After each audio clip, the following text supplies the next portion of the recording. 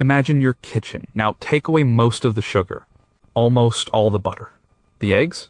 You get one a week, if you're lucky. On bacon is a few thin strips. That nice cut of beef is gone. This was the reality for millions of people during the Second World War. Food wasn't just for eating. It was a national obsession, a source of constant anxiety, and, surprisingly, a source of incredible creativity. How do you make a cake with no eggs, no butter, and barely any sugar? How do you make a satisfying meal when meat is just a memory? People didn't just survive. They invented, they stretched, they tricked their taste buds, they turned the meager contents of their ration books into meals that kept the nation going. What they created in their kitchens out of desperation and ingenuity tells a story of resilience that is often overlooked. It's a story about potatoes used in ways you can't imagine and carrots becoming a dessert. It's a story of a nation learning to eat all over again. Number 20. Could a pie really win a war? The government thought so, or at least they hoped a pie could help. By 1941, things were tough in Britain. The constant threat of air raids was one thing, but the daily grind of rationing was wearing people down. The food was boring. It was repetitive. Morale needed a boost. The Ministry of Food, led by a man named Frederick Marquis, a former department store executive who became Lord Woolton, had a problem. They needed to convince the public to eat what was available, not what they wanted, and what was available in abundance. Vegetables, especially root vegetables like potatoes, carrots, parsnips, and turnips. They grew well in the British climate and weren't dependent on risky overseas shipping. And Lord Woolton wasn't a politician. He was a businessman who understood marketing. He knew you couldn't just tell people to eat their vegetables. You had to sell them the idea. So he commissioned a recipe. He went to the fancy Savoy Hotel in London and tasked its head chef, a man named Francis Latry, with creating a dish that was nutritious, cheap, and used only non-rationed or readily available ingredients. The result was the Woolton pie. The recipe was published everywhere. It was promoted on the radio. It was presented as a patriotic duty to make and eat this pie. The filling was simple diced potatoes, cauliflower, swede, carrots, and turnips. Maybe a little spring onion if you had it. These were all boiled together and then thickened with some oatmeal and vegetable stock. The real invention was the crust. With butter and lard, heavily rationed, traditional pastry was a luxury. So the Woolton pie used a potato pastry. It was made from mashed potatoes mixed with a little flour and a tiny knob of margarine if you could spare it. The whole thing was baked until the top was golden brown. Did people love it? Not really. It became a national joke. The combination of boiled root vegetables, often heavy on the turnip, could be watery and bland. People made up songs and poems mocking it. But here's the thing, people still made it. Or they made their own version of it. They might add a little gravy browning for color and a richer taste. But if they had a scrap of bacon, they might fry it up and crumble it into the filling. The Woolton pie wasn't about fine dining. It was a template. It was the Ministry of Food saying, here is a base. This is what we have. Now, make it work. It was a vehicle for whatever vegetables you could pull from your victory garden. Research from the Mass Observation Archive, a project that collected writings from ordinary people across Britain, shows a mix of dutiful acceptance and quiet ridicule for the pie. It wasn't a culinary masterpiece. It was a tool for survival. For sure is how many people actually followed the official recipe to the letter. How many households secretly tweaked it with black market ingredients?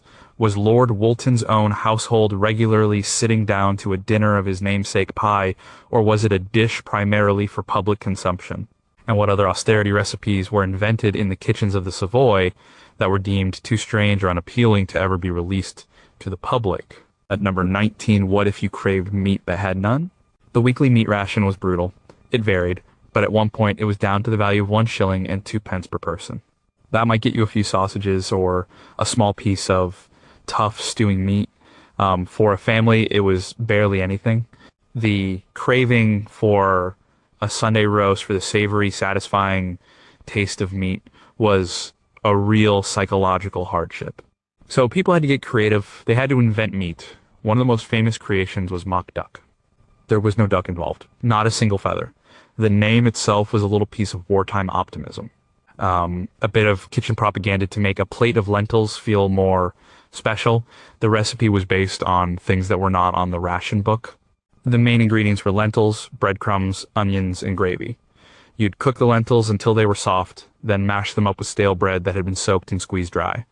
You'd grate an onion into the mix, and then add seasoning. A bit of salt, pepper, and maybe some dried sage if you had it. And sage was key. It was a traditional seasoning for roast pork or duck, so it helped trick the brain into thinking of meat. This mush was then shaped into a loaf, a bit like a modern-day nut roast. Sometimes people would get artistic and try to shape it like a duck, and then you'd bake it in the oven.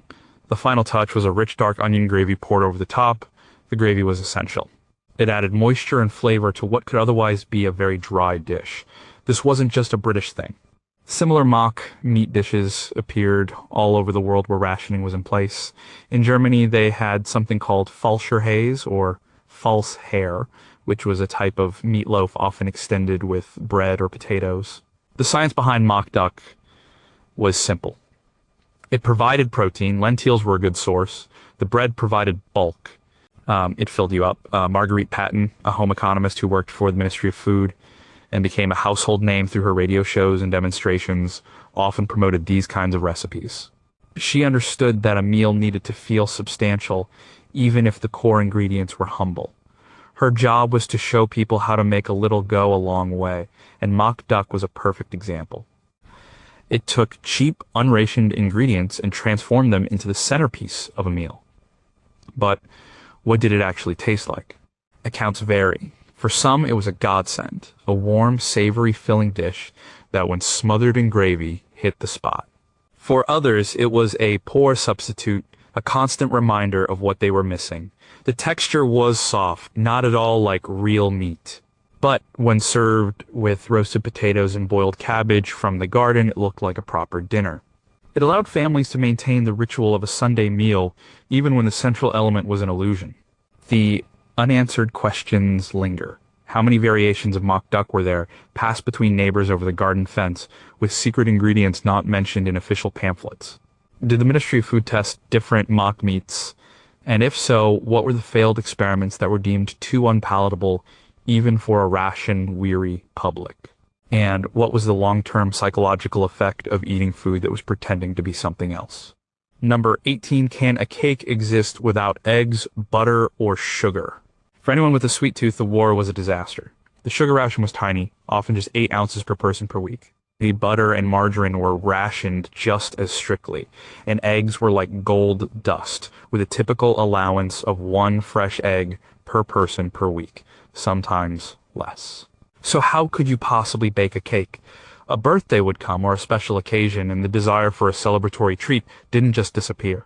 The solution was the eggless sponge cake. It sounds like a contradiction. A sponge cake is all about lightness, which comes from beaten eggs and fat. This cake had neither. It was a triumph of chemical reactions over traditional ingredients. The recipe was a marvel of thrift. The liquid base was often just water, or sometimes milk if you could spare it from your ration. The fat was usually a tiny amount of melted lard or margarine, sometimes as little as 1 tablespoon for a whole cake. The sugar ration for the week might be used up in one go to make it. The magic came from the raising agents.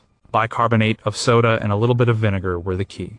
When you mix the acidic vinegar with the alkaline bicarbonate of soda, it creates carbon dioxide gas. Bubbles. These bubbles, trapped in the batter, did the job that beaten eggs would normally do. They made the cake rise. Another common trick was to use golden syrup or molasses as part of the sweetener, as they added moisture and a rich flavor that helped to mask the lack of sugar and butter.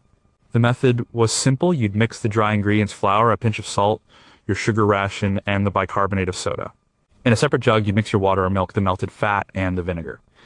Then you'd pour the wet into the dry, mix it quickly, and get it into a greased tin and into the oven immediately. You couldn't let it sit around, or the chemical reaction would fizzle out and the cake wouldn't rise. The result was surprisingly light. It wasn't a rich, buttery Victoria sponge, but it was unmistakably a cake. It was Swedish, it was spongy, and it could be sliced and served.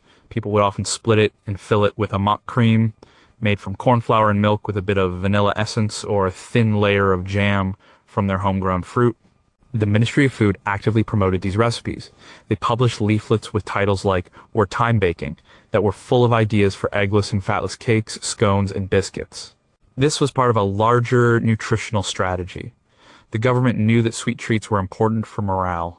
As documented in the book The Wartime Kitchen and Garden by Jennifer Davies, providing people with ways to create a sense of normalcy and celebration was almost as important as providing them with calories and vitamins. The eggless sponge cake was more than just a recipe. It was a psychological tool. But there are still things we don't know. What was the failure rate for these cakes? How many ended up as dense, sad puddings at the bottom of the tin?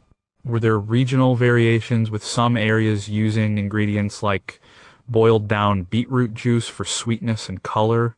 And did the constant need for chemical trickery in baking lead to any long-term changes in how people understood the science of cooking after the war? Number 17. Could your garden vegetables become your candy? The sugar ration was one of the first and last things to be controlled. It started in January 1940 and didn't end completely until 1953. For children, this was especially hard. Sweets, chocolate, and biscuits were severely restricted. The craving for sweetness is a powerful one, and parents had to find ways to satisfy it using whatever they could. The answer, surprisingly, was in the vegetable patch. Root vegetables like carrots and parsnips, when cooked, have a natural sweetness. During the war, cooks learned to exploit this in ways that seem bizarre to us today. They started putting vegetables in their desserts. Carrot fudge was a popular creation. It wasn't fudge in the creamy, buttery sense we know. It was a simple confection that gave the impression of a sweet treat. You would take carrots, boil them until they were very soft, and then mash them into a smooth pulp. Then you would mix this carrot pulp with a little bit of your sugar ration and perhaps some oatmeal to give it body. Some recipes called for a bit of orange essence or spice, if you could get it, to give it more flavor. You'd cook this mixture in a pan until it was very thick, then spread it out on a plate to cool and set. You could then cut it into squares. It wasn't fudge, but it was sweet, it was chewy, and for a child who hadn't had a real piece of candy in months, it was a delight. Parsnips were also used. They were grated and used in cakes and puddings to add sweetness and moisture, much like we use carrots in carrot cake today.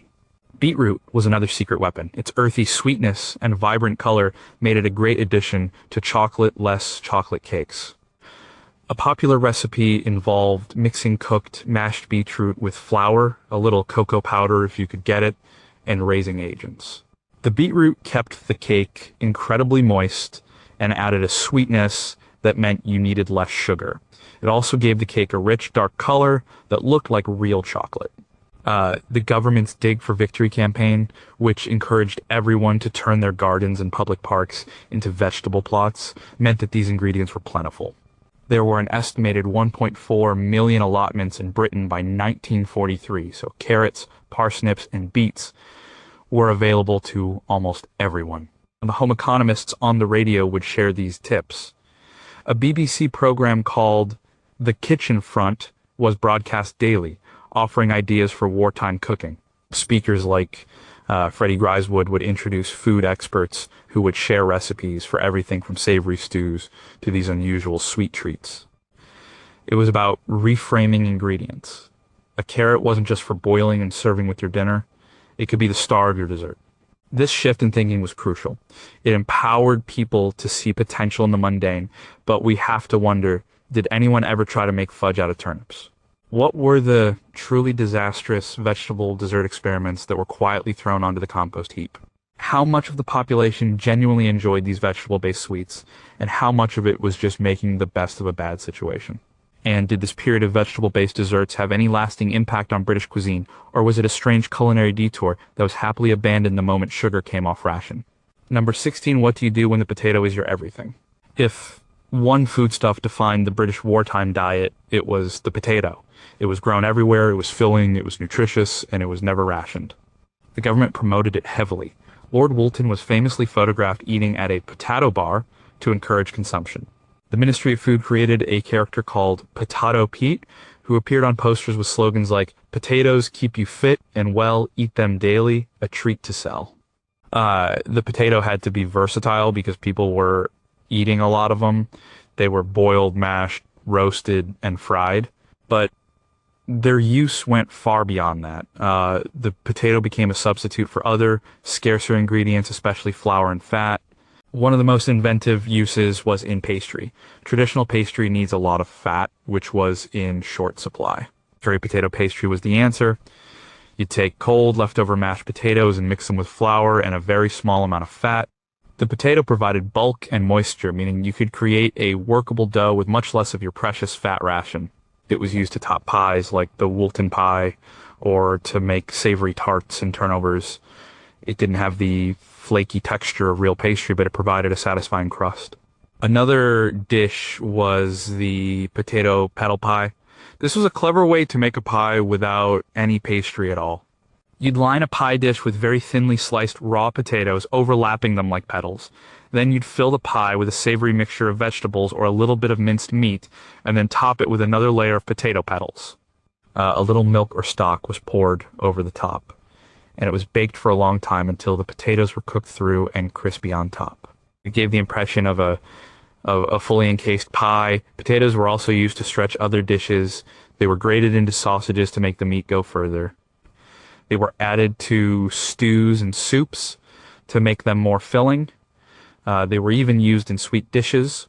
A popular recipe was for a potato-based chocolate cake, where mashed potato would be used to replace some of the flour and fat, resulting in a surprisingly moist cake. Potato scones, a traditional Scottish dish, became popular all over Britain as a way to use up leftover mash and create a quick, filling snack that needed very little fat to cook. The reliance on the potato was a deliberate nutritional strategy. As documented in a 1947 study by the Medical Research Council, the British wartime diet, though monotonous, was in many ways healthier than the pre-war diet. People were eating less sugar and fat and more vegetables and whole grains. The humble potato, packed with vitamin C and calories, was a cornerstone of this unintentional health kick. The average consumption of potatoes rose by nearly 50% during the war. But what don't we know about the potato's reign? Were there regional potato recipes that became widespread during the war but have since been forgotten? How many people suffered from potato fatigue, a genuine boredom with eating the same staple day after day? And are there lost recipes for things like potato-based sweets or drinks that might seem completely bizarre to us now? Number 15, could the government change the color of your bread? Bread was called the staff of life, and for good reason. It was a cheap, filling source of calories. Before the war, most people in Britain ate white bread. It was seen as more refined and desirable than brown bread. But white bread is made from flour that has had the bran and germ removed, which also removes many of the nutrients. When the war began, the government faced a dilemma. Shipping space was precious and needed for munitions and essential supplies. Importing wheat from North America was risky and expensive. They needed to make the domestic wheat supply go further. Their solution was the national loaf. Introduced in 1942, the national loaf was a wholemeal loaf. The government mandated that millers could only produce a wholemeal flour with a high extraction rate, around 85%. This meant that 85% of the grain was used, compared to around 70% for white flour. This simple change stretched the wheat supply significantly. But the government didn't stop there. To make the bread even more nutritious, they added calcium and vitamins to the flour. This was a massive public health intervention designed to combat nutritional deficiencies that might arise from a restricted diet. The loaf itself was dense, coarse, and had a grayish-brown color. It was nothing like the soft white bread people were used to. The public reaction was mixed. Many people hated it. They found it dry and said it gave them indigestion. They complained that it was difficult to make thin, delicate sandwiches with. The gray color was unappetizing. It became a symbol of wartime austerity, a daily reminder of the restrictions they lived under. However, others praised it. They found it more filling and claimed it was healthier. The Ministry of Food ran a huge propaganda campaign to encourage people to eat it. Posters declared the national loaf a whole lot better. Radio programs explained its nutritional benefits. Despite the grumbling, people had little choice. White bread was, for the most part, unavailable. The story of the national loaf is a case study in government food policy. As detailed by historian Lizzie Collingham in her book, The Taste of War, the scientific advice of nutritionists played a huge role in shaping what people ate. Scientists like Sir Jack Drummond advised the Ministry of Food, and their focus on vitamins and minerals led directly to policies like the fortification of the national loaf. In a strange way, the war forced the government to take the nation's diet more seriously than ever before. For many poor people, the national loaf, combined with other ration foods, meant they were eating a more balanced diet than they had before the war. But there are still gaps in the story. How much illicit white flour was being sold on the black market to those who could afford it? Were bakers developing secret techniques to try and make the national loaf lighter and more palatable against official guidelines? And what was the true scale of the public's digestive complaints? Was it a widespread medical issue or more of a psychological rejection of the coarse, unfamiliar bread? Number 14, how do you make a feast from cheese and potatoes? Meat was scarce. Fish was often hard to get. So where did people get their protein? Cheese was one answer, but it was heavily rationed. The typical cheese ration was tiny, sometimes as little as 1 ounce per person per week. You had to be clever to make that little bit of cheese feel like a substantial part of a meal. This is where hominy pie comes in. Its exact origins are a little fuzzy, but it's strongly associated with the Women's Land Army, the land girls who worked on farms to keep the country fed. It was a hearty, filling, and cheap pie that made the most of readily available ingredients. The pie is simple but brilliant. It's an open-topped pie, usually made with a wholemeal or potato pastry. The filling is a creamy mixture of potatoes, onions, and leeks, all cooked and mashed together. The magic ingredient is the cheese. The small ration of cheese would be grated and stirred into the potato mixture. This distributed the flavor throughout the entire pie, so every bite had a cheesy taste, even though the actual amount of cheese was very small. Sometimes a little extra cheese was saved to be sprinkled on top so it would melt and go golden brown in the oven, giving the impression of a much cheesier dish than it actually was. Hominy pie was a perfect wartime meal. Potatoes, onions, and leeks could all be grown in a victory garden. The wholemeal pastry was in line with the government's push for whole grains, and it was a complete meal in one dish. It was warm, savory, and incredibly comforting. It's the kind of food that sticks to your ribs, which was important for people doing hard manual labor. The Women's Land Army, numbering over 80,000 at its peak, needed calorie-dense food, and hominy pie delivered. It wasn't an official Ministry of Food recipe like the Woolton pie, but it spread organically through word of mouth and community cookbooks. It was a grassroots recipe born out of necessity in the fields and farmhouses of Britain. This pie shows a different side of wartime cooking. It wasn't just about government mandates and official substitutes. It was also about communities sharing knowledge and creating their own solutions. The land girls, in particular, were at the forefront of this as they were working directly with the food being produced. Their experiences, as documented in memoirs and letters, often touch on the challenges and triumphs of cooking with limited resources. Hominy pie is a culinary legacy of their work, but the history is still incomplete. Was there a single person or a specific region where hominy pie was first created? How many different variations existed based on what vegetables were available in different parts of the country? Why did this particular dish endure and even see a revival in popularity decades later, while so many other wartime recipes were gleefully forgotten? Number 13, would you eat meat from the sea's biggest creature? The German U-boats were a constant threat to British shipping. They sank hundreds of ships carrying vital food supplies.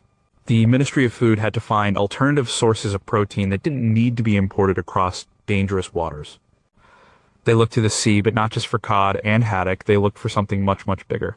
Whale meat. In 1941, the government began to seriously promote whale meat as a patriotic alternative to beef. It wasn't rationed, and it was relatively cheap. On paper, it seemed like a perfect solution. A single whale could provide a huge amount of meat. The reality was very different. Whale meat was completely alien to the British palate. It was a dark red meat, and if it wasn't handled correctly, it had a very strong fishy smell and taste. The Ministry of Food knew they had a marketing challenge. They issued leaflets and recipes, trying to convince the public that whale meat was just like beef. They recommended soaking it in vinegar or milk to reduce the strong flavor. They suggested mincing it and using it in pies, or cutting it into steaks and frying it with onions. One popular suggestion was to make whale meat fritters, similar to how people were cooking Spam, but people were not convinced. The smell of whale meat cooking was said to be deeply unpleasant, filling the house with a fishy, oily aroma. The texture was also strange to many. Despite the government's best efforts, whale meat never became popular. It was seen as a food of last resort. Snoek, a type of South African fish, was another wonder food promoted by the ministry, and it met a similar fate. People were suspicious of these unfamiliar foods being pushed on them by the government. There was a psychological barrier that no amount of patriotic advertising could overcome. This resistance is a fascinating aspect of the Homefront story. It shows that food is about more than just calories. It's about culture, tradition, and familiarity. The whale meat experiment is documented in many social histories of the period. It's often cited as one of the Ministry of Food's biggest failures. They had correctly identified a nutritional need, but had completely misjudged the public's willingness to adapt their tastes so radically. The numbers tell the story. Despite being unrationed and available, stocks of whale meat often piled up unsold. It was a lesson that you can't force people to like something even in the middle of a war. The unanswered questions are compelling. What was the exact process by which whale meat was procured and distributed during the war? A massive logistical undertaking. Were there any regions of the country where it was more accepted than others, perhaps in coastal towns with a history of whaling? And are there any surviving accounts from the whalers themselves about what they thought of their catch being marketed as a substitute for a Sunday roast? Number 12. How did a canned meat from America become a British icon? Not all food innovations were homegrown. Some came in tins from across the Atlantic. The Lend-Lease Act of 1941, through which the United States supplied the Allied nations with food, oil, and material, had a profound impact on the British kitchen. And one of the most iconic products to arrive was Spam.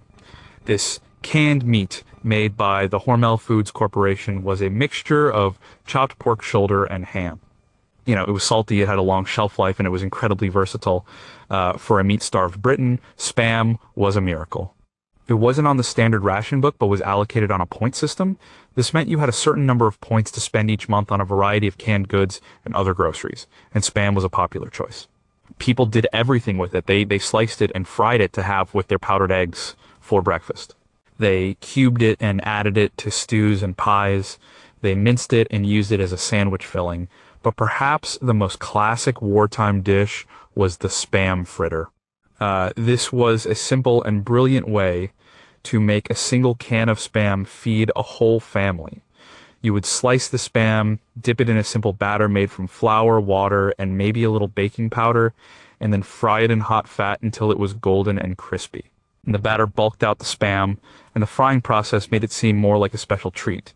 Served with chips, French fries, and maybe some peas from the garden, Spam fritters became a staple meal in canteens, cafes, and homes across the country. It was a taste of America, a taste of something different from the endless cycle of root vegetables and wholemeal bread. The cultural impact of Spam in Britain was huge. It became the subject of jokes and songs, most famously in a post-war Monty Python sketch, but during the war, it was taken very seriously. It was a reliable source of protein. According to Hormel, over 150 million pounds of Spam were shipped to Allied forces and civilians during the war. For many, it was their main source of meat for years. People who were children during the war often have very strong memories, both good and bad, of the taste and smell of Spam frying. But what parts of the Spam story are less known? How was the distribution of Lend-Lease goods decided at a local level? Who got first pick of the Spam? Were there any attempts by British food manufacturers to create their own version of a canned processed meat to compete? And how did the introduction of a highly processed food like Spam affect people's long-term dietary habits after the war when fresh meat became available again? Number 11. Could you make scrambled eggs without breaking a shell? The egg ration was a source of constant frustration. One fresh egg a week was not much, especially for families with children or those who relied on eggs for baking. The government solution was another import from America: dried eggs. This was a pale yellow powder sold in tins that promised to be as good as shell eggs. Each tin was said to contain the equivalent of 12 eggs. You simply had to mix the powder with water to rehydrate it, and then you could use it as you would a fresh egg. The most common use was for making scrambled eggs. You'd mix a few spoonfuls of the powder with water, whisk it up until it was smooth, and then cook it in a pan, just like regular scrambled eggs. The result was dead egg-like. It had the color and a similar texture to scrambled eggs, but the taste was distinctly different. It had a slightly metallic, sulfuric flavor that many people found off-putting, but it was protein. It was filling, and it meant you could have a dish that resembled a pre-war breakfast. For many, that was enough. Dried eggs were also a huge help in baking. While the eggless sponge cake was a marvel of chemistry, using dried eggs allowed people to make more traditional cakes and puddings. The powder could be mixed in with the dry ingredients, and it provided some of the structure and richness that fresh eggs would. This made a huge difference to home bakers. The Ministry of Food published countless recipes that incorporated dried eggs, showing people how to use them in everything from Yorkshire puddings to custards. According to government figures, from the time, by 1944, the country was importing enough dried egg powder to provide every person with the equivalent of over 30 eggs a year, a huge supplement to the fresh egg ration. The dried egg powder was a technological marvel for its time. The process of spray drying, which had been developed in the 1930s, allowed a liquid food to be turned into a stable powder with a long shelf life, which was perfect for shipping across the Atlantic.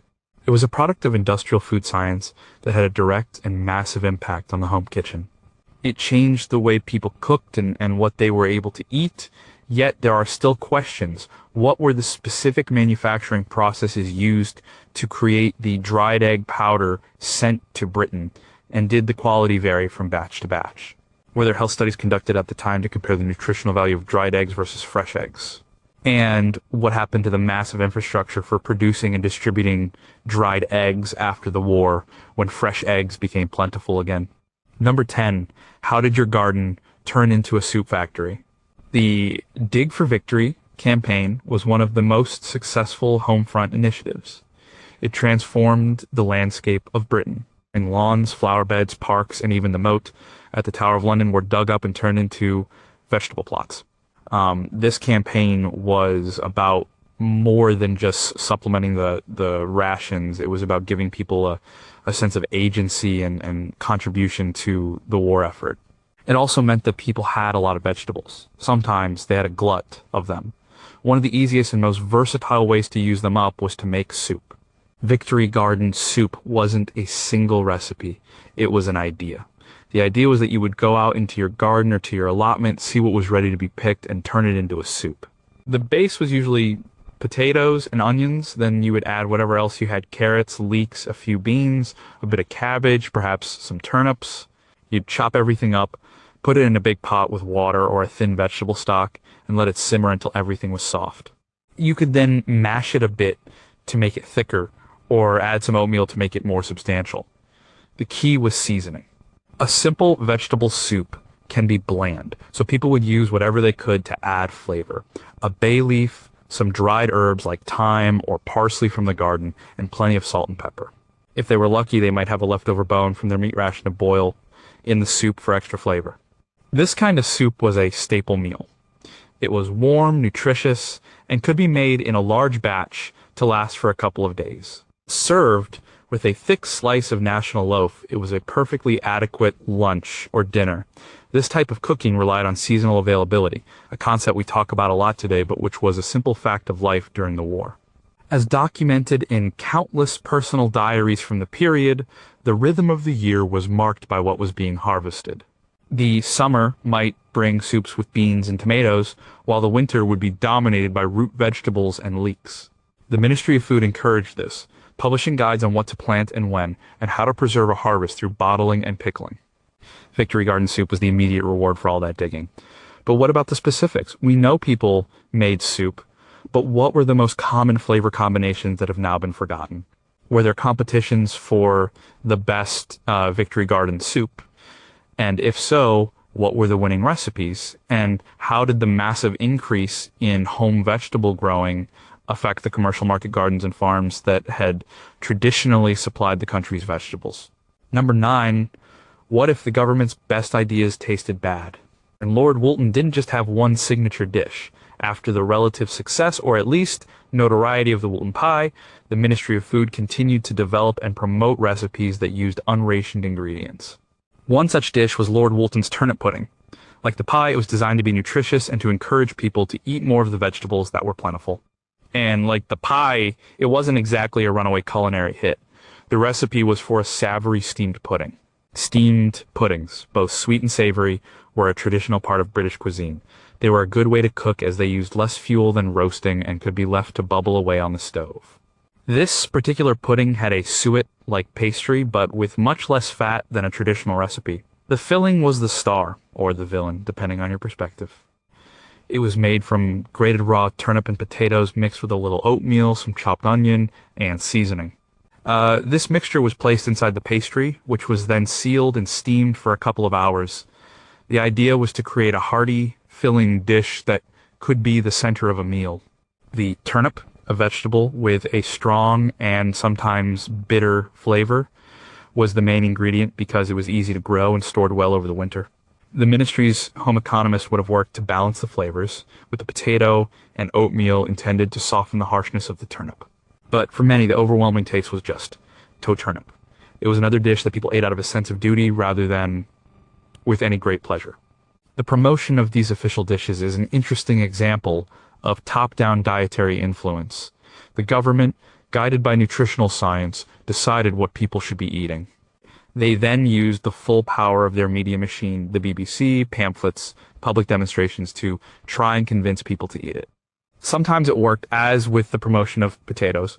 Other times, as with the turnip pudding, the public's palate simply refused to be dictated to.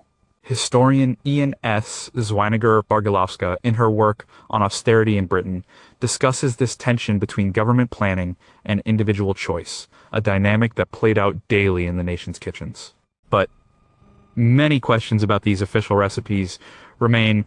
Who were the individual home economists within the Ministry of Food who were actually developing these recipes? What was their testing process like? Did they have focus groups? How many proposed recipes were rejected before a dish like the turnip pudding was approved for public promotion? And are the full archives of these culinary experiments still held somewhere, a record of all the strange dishes that never made it out of the ministry's test kitchens? Number 8, how do you start your day with no coffee or tea? For many people, a cup of tea or coffee is an essential part of starting the day. But during the war, both were rationed. The tea ration was particularly hard for the British, who were famously a nation of tea drinkers. It was down to 2 ounces per person per week, enough for 2 or 3 week cups a day. And coffee was even scarcer, so people had to find alternatives. They started to look in their gardens and hedgerows for things they could roast and brew to create a hot, dark, stimulating drink. One of the most common substitutes was parsnip coffee. The process was simple. You would take a parsnip, scrub it clean, and then grate it or chop it very finely. Then you would spread it out on a baking tray and roast it in a low oven for a long time until it was completely dried out and had turned a dark brown color like coffee beans. You had to be careful not to let it burn or it would be bitter. Once roasted, you could grind it up and use it in a percolator or teapot, just like coffee. The resulting drink was dark and had a slightly sweet, earthy flavor. It wasn't coffee, but it was a hot, comforting morning beverage. Other things were used too. Dandelion roots were a popular choice. They were dug up, cleaned, roasted, and ground in the same way. The resulting drink was bitter and closer in taste to real coffee than the parsnip version. Acorns were also used, though they had to be leached of their tannins first by soaking them in water. Even bran and beetroots were roasted and brewed. People were incredibly resourceful. These substitutes weren't just about the taste or the caffeine, of which they had none. They were about maintaining a ritual. The act of making and drinking a hot cup of something in the morning was a small piece of normalcy in a world that was anything but normal. This practice of creating coffee substitutes from roasted roots was not new. It has a long history in Europe, particularly in times of hardship. For example, chicory coffee was widely used in France during the Napoleonic era. The war simply revived and popularized these old, forgotten techniques. The Ministry of Food didn't actively promote these recipes as much as others, perhaps because they couldn't guarantee their safety or nutritional value, but the knowledge spread through magazines, newspapers, and word of mouth. It was a classic example of folk knowledge coming to the fore when industrial supply chains broke down. But the history of these phantom coffees is hazy. How widespread was the use of these substitutes? Was it a countryside phenomenon where people had better access to dandelions and parsnips, or did city dwellers find ways to make them too? Were there any negative health effects from drinking beverages made from improperly prepared acorns or other foraged materials? And did any small businesses spring up, selling their own proprietary blends of roasted root coffee? Number 7, where did children get their vitamins without fresh fruit? Oranges, lemons, and bananas disappeared from Britain almost overnight. The ships that used to bring them were needed for more essential cargo, and the routes were too dangerous. This posed a serious health problem, especially for children who needed vitamin C to prevent scurvy and stay healthy. The government's solution was twofold. They encouraged the growing of vegetables rich in vitamin C, like cabbage and potatoes, and they turned to the nation's hedgerows. The wild rose, a common plant across the British countryside, produces a small red fruit in the autumn called a rosehip. And rosehips are packed with vitamin C. The government organized a massive nationwide collection of rosehips. School children, Boy Scouts, Girl Guides, and women's institutes were all enlisted to go out into the countryside and harvest them. It was presented as a vital part of the war effort. The collected rosehips were then taken to factories where they were processed into a thick, sweet, tangy syrup. This rosehip syrup was then distributed through chemists and clinics, primarily for babies and young children. It was a huge public health success story. By 1943, over 200 tons of rosehips were being harvested annually. The syrup itself became a staple of wartime childhood. It was often given on a spoon as a daily dose of vitamins. It could also be used as a sweetener, drizzled over puddings or diluted with water to make a drink. It had a unique, slightly floral and sharp taste. For a generation of children, the taste of rosehip syrup was as familiar as the sound of the air raid siren. It was a direct link between the wild landscape and the nation's health. The project was a masterpiece of logistics and public engagement, turning a common wild fruit into a vital medical supplement. This focus on foraging was part of a broader theme. People were encouraged to gather wild foods like blackberries for jam, nettles for soup, and mushrooms. The knowledge of what was safe to eat from the wild, once a common part of rural life, had been largely lost in the industrial age. The war forced a relearning. Publications like Food from the Hedgerows provided guidance. It was a way of tapping into the natural larder of the country when the global larder was cut off. But we have to ask, were there any problems with the Great Rosehip Collection? How did the government ensure that the foraged hips were of good quality and not mixed with other potentially harmful berries? What was the exact industrial process used to turn tons of a wild fruit into a standardized, safe syrup? And did this national foraging effort have any long-term ecological impact on the wild rose populations of Britain? Number 6, could potatoes and lentils impersonate a Christmas bird? The Sunday roast was one thing, but what about the Christmas dinner? The tradition of a large roast bird, a goose or a turkey, was deeply ingrained. But during the war, such a thing was an impossible luxury for most families. The desire to have a special centerpiece for the Christmas table, however, remained strong. This led to the creation of another mock dish, one that was even more ambitious than mock duck. This was mock goose. The recipes for mock goose varied, but the core idea was to create something that could be roasted, carved, and served as the main event of a festive meal. The body of the goose was often made from a mixture of potatoes and lentils, or sometimes just a savory stuffing made from breadcrumbs, herbs, and onions. This mixture was then shaped into the rough form of a bird. Some ambitious cooks would even try to model legs and wings. The key was the stuffing and the basting. The lentil and potato mixture would be seasoned with sage and onion, the traditional flavorings for a roast goose, to create the right aroma and taste. To get a crispy skin, the mock goose would be basted with a little bit of melted fat as it cooked. Sometimes it would be wrapped in cabbage leaves or even a thin potato pastry to hold it all together during roasting. It was a lot of work, it was a piece of culinary theater, but it allowed a family to sit down to a meal that felt like a proper Christmas dinner. It could be served with roast potatoes, Brussels sprouts from the garden, and a rich onion gravy. It maintained the ritual and the sense of occasion that was so important for morale, especially during the darkest winters of the war. These elaborate substitute dishes highlight the psychological importance of food. As described in the archives of the Mass Observation Project, people went to great lengths to maintain traditions and celebrate holidays. It was a way of defying the bleakness of the war. A mock goose wasn't just about nutrition, it was about family, celebration, and a refusal to let the circumstances of the war destroy the things that mattered. It was a small act of creative resistance in the kitchen. But what do we not know about this festive impersonator? How many families actually attempted to make something as complex as a mock goose versus those who simply made do with a vegetable pie? Are there surviving photographs of these creations showing how people tried to make them look like a real bird? And were there any legendary failures, mock geese that collapsed into a pile of mush in the oven, becoming a family joke for years to come? Number 5, how did sausages survive without much meat? Sausages were a British staple, cheap, filling, and easy to cook, but as the meat ration dwindled, the traditional British banger had to change. A pre-war sausage was mostly meat. A wartime sausage was a different beast altogether. Government regulations were relaxed to allow butchers and food manufacturers to use a much higher percentage of filler or rusk. The amount of actual meat in a sausage dropped dramatically, sometimes to as low as 10 to 20%. The rest was made up of breadcrumbs, water, and seasoning.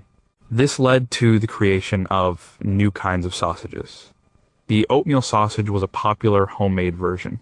People who got their small ration of minced meat would stretch it by mixing it with a large amount of cooked oatmeal. Oatmeal was unrationed and filling.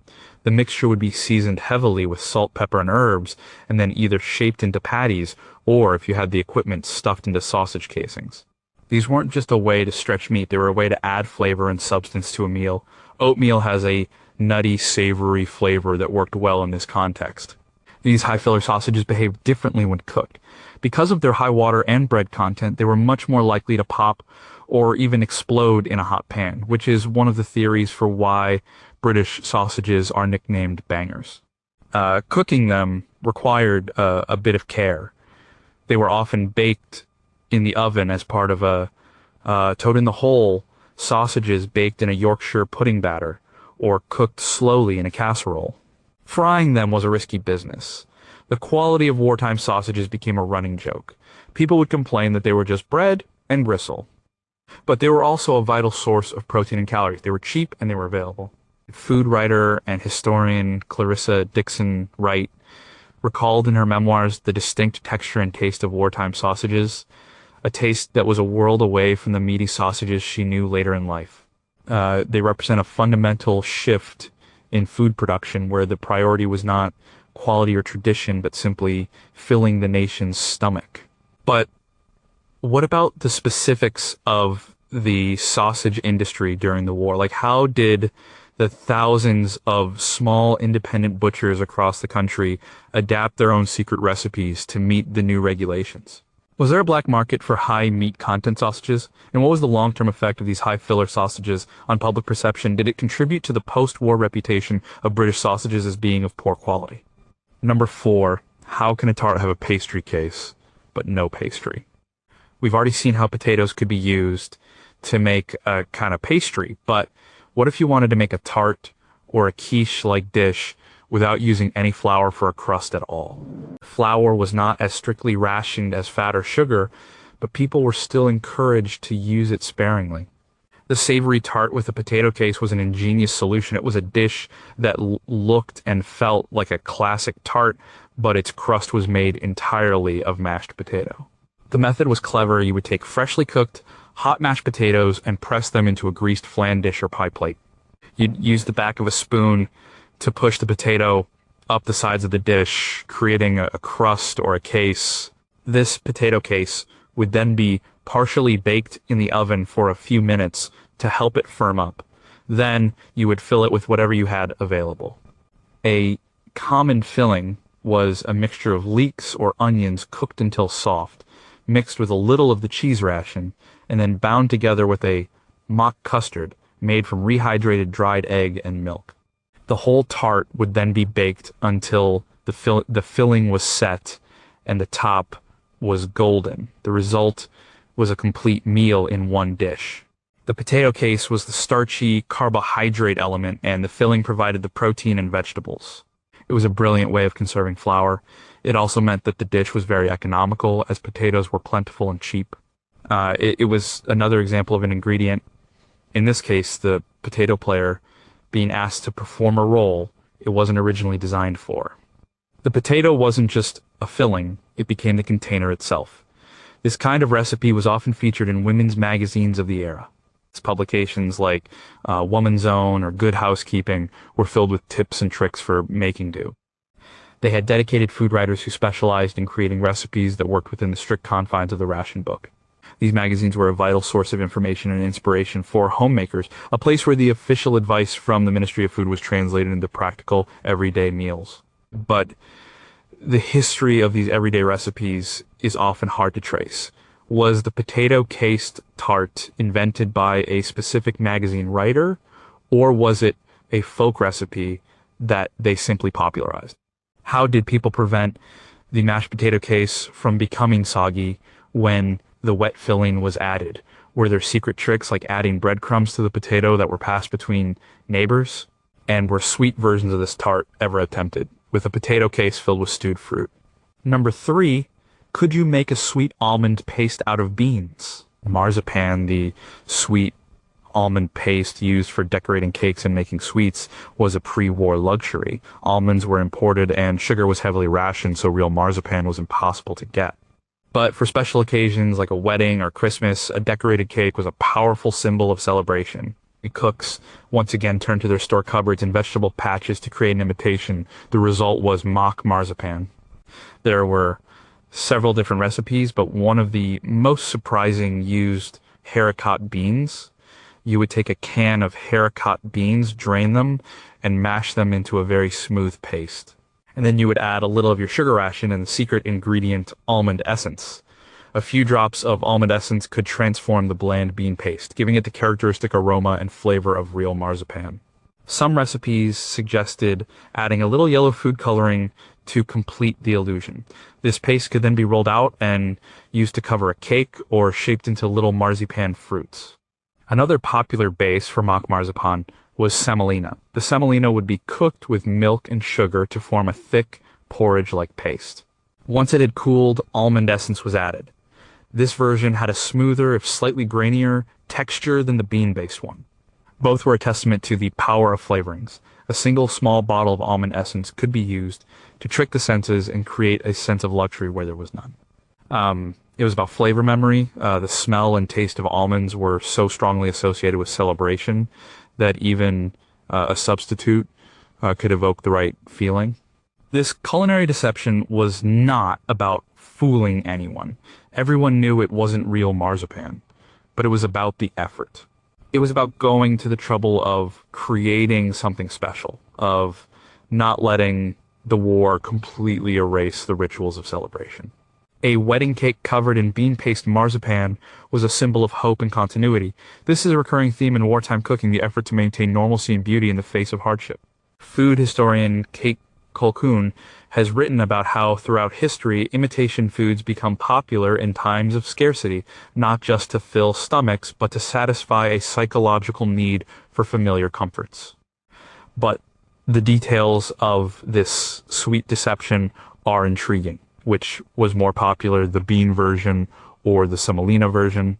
Were there other, even stranger, bases used for mock marzipan, perhaps using potatoes or parsnips? And did the manufacturers of almond essence see a massive surge in sales during the war as their product became a key ingredient in the nation's culinary illusions? Number two, how do you turn a handful of leftovers into a meal? Rationing taught everyone one crucial lesson. You do not waste anything. Every scrap of food was precious. Leftover cooked vegetables, a crust of bread, a spoonful of gravy, it all had to be used. The vegetable turnover was a perfect vehicle for leftovers. It was a simple concept. Take a small amount of pastry, fill it with whatever you have, seal it, and bake it. It was a way of transforming a collection of odds and ends into a neat, self-contained, and satisfying meal. The pastry would usually be the thrifty potato pastry or a wholemeal pastry made with a small amount of lard. It would be rolled out into circles. The filling was where the creativity came in. It might be a mixture of leftover mashed potatoes and chopped cabbage. It could be some cooked carrots and swede from the day before, perhaps with a little grated cheese mixed in if you could spare it. If you had a tiny amount of leftover minced meat from a shepherd's pie, you could mix it with some vegetables to make it go further. You'd place a spoonful of the filling on one side of the pastry circle, fold the other side over, crimp the edges to seal it, and then bake it. These turnovers were the original portable meal. They were perfect for a packed lunch for someone working in a factory or on the land.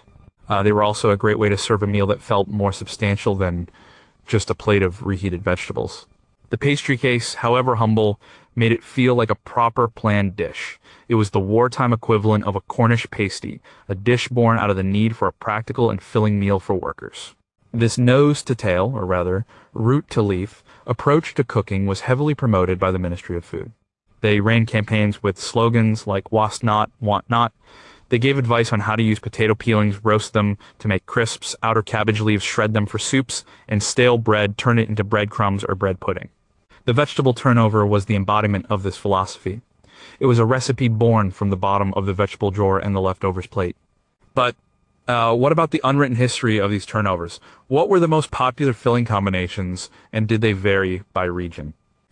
How many were made for packed lunches on an average day in, say, 1943? And were there sweet versions, filled with a spoonful of stewed homegrown rhubarb or blackberries, that served as a portable dessert? Number 1. Could a simple salad be a radical act? In a diet dominated by cooked and often overcooked starchy vegetables, something fresh, green, and crisp was a rare treat. Salads were not a major part of the traditional British diet at the time, but the war, in a strange way, helped to popularize them. With the Dig for Victory campaign, people had access to fresh lettuce, spring onions, and radishes from their own gardens. And with the emphasis on vitamins, people were encouraged to eat more raw vegetables. But a salad can be more than just lettuce. People foraged for ingredients. One of the most common and nutritious was watercress. It grew wild in clean streams and rivers, and was packed with vitamins. A watercress and potato salad was a simple but delicious wartime dish. It used two of the most readily available ingredients, potatoes from the Victory Garden and watercress from a local stream. The potatoes would be boiled and cubed and then mixed with a handful of fresh peppery watercress. The dressing was the challenge. Olive oil was an unobtainable luxury. The solution was a mock mayonnaise or a simple vinaigrette. A mock mayonnaise could be made from a thick white sauce flour, milk, and margarine, with a little vinegar and dry mustard powder added for a tangy flavor. A simple dressing could be made from a little vinegar, a spoonful of milk, salt, pepper, and a pinch of sugar. This would be tossed with the potatoes and watercress. It was a fresh, vibrant, and incredibly nutritious meal. It provided the calories and bulk of the potatoes with the fresh, peppery bite and vitamins of the watercress. This simple salad represents a subtle but important shift in the British diet. The necessity of war forced people to look at their own landscape for food, to eat things that grew wild, and to incorporate more raw vegetables into their meals. It was a move away from the heavy boiled food tradition and towards something lighter and fresher. People like the famous food writer Dorothy Hartley had long advocated for the use of wild British ingredients, and the war forced her ideas into the mainstream. Eating a salad of foraged watercress wasn't just about nutrition, it was about a renewed connection to the land. But the history of these simple, fresh meals is the hardest to capture. How many people truly embraced eating raw vegetables and foraged greens? Was there a class divide, with the middle classes more likely to experiment with salads than the working classes? And what was the full range of wild plants that people were using in their salads, a forgotten pharmacopoeia of hedgerow greens that we have since stopped eating?